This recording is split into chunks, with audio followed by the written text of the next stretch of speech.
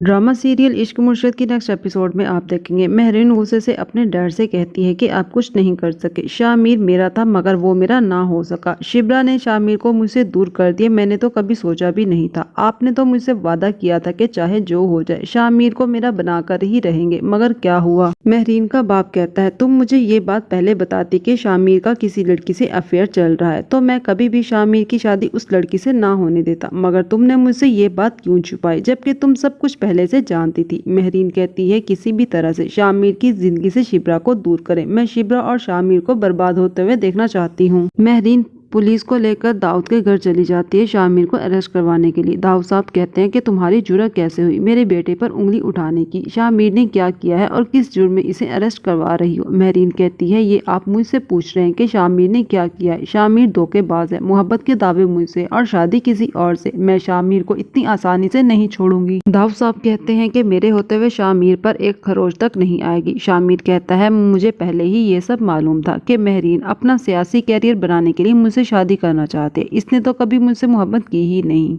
महरीन कहती है आखिर ऐसा क्या जादू किया है शिब्रा ने जो आप उससे अपने घर की बहू बना लिया। शामिर कहता है पुरानी बातों को याद करने का कोई मतलब नहीं। महरीन कहती है जो जुबैदा बेगम के साथ हुआ वही सब शिब्रा के साथ भी होगा और तुम ये बात मेरी याद रखना। महरीन की ऐसी बातें सुनकर शामिर अपनी माँ को याद करके बहुत दुखी हो जाता है।